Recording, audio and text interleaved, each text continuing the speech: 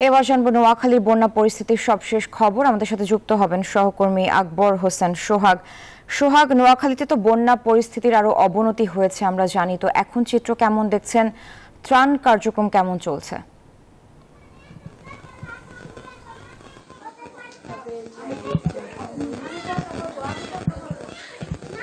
ধন্যবাদ সাহারা। আপনি যেমনটা জানতে চেয়েছেন, আমি আছি এখন নোয়াখালী পৌরসভার একটি জায়গায়। আসলে নোয়াখালী পৌরসভা সহ নোয়াখালীর ৮টি উপজেলা আসলে এখনো মানুষ পানিবন্দী অবস্থা আছে। লক্ষ লক্ষ মানুষ পানিবন্দী আছে। মানুষের বাসা বাড়িতে পানি ঢুকে গেছে।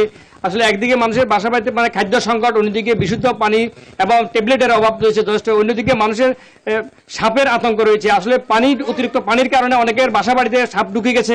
আসলে আপনাকে আরেকটা তথ্য জানিয়ে রাখি যে গতকালকে বিদ্যুৎ না থাকার কারণে অনেক গ্রামগঞ্জে তারা বিদ্যুৎ সমস্যাও আছে। আসলে বিদ্যুতের সমস্যার কারণে অনেক বেগমগঞ্জে বিদ্যুৎ না থাকার কারণে বিদ্যুতের লাইনম্যান তার বিদ্যুৎ সংযোগ দিতে গিয়ে ৩ জন কর্মচারী সেখানে মারা যায় বিদ্যুৎ লাইন স্পষ্ট হয়ে।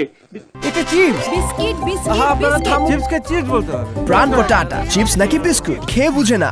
তা আসলে সব মিলে আসলে নোয়াখালীতে বিদ্যুতের সমস্যা, অন্যদিকে ডায়রিয়া, বিভিন্ন জায়গায় মানুষের ডায়রিয়া দেখা দিয়েছে এবং বিশুদ্ধ পানির যথেষ্ট অভাব দিয়েছে। আমি একজন কথা বলবো একজন শিক্ষার্থীর সাথে। তোমাদের বাসা বাড়িতে কি অবস্থা? তোমাদের বাসা বাড়িতে কি পানি উঠছে কিনা? জি, আসলে এখানে আমরা দেখতে পাচ্ছি বাড়িঘর কিছু আমাদের বাসা বাড়িতে পানি ঢুকে গেছে, পাকঘরে পানি ঢুকে গেছে, আর এখানে পানির সাথে বন্দী হয়ে আছে। আমরা দীর্ঘদিন ধরে স্কুল কলেজে যেতে পারছি না, পানি বন্দী হয়ে আমরা অলস সময় কাটাচ্ছি।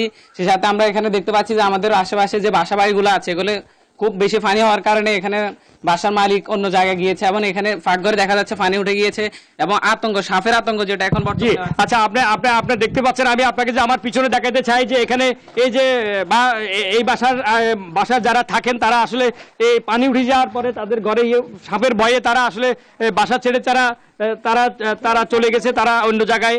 এছাড়া প্রত্যেকটা জায়গায় তারা আসলে পানি দেখা দিয়েছে। আসলে সব মিলে মানুষের ভিতরে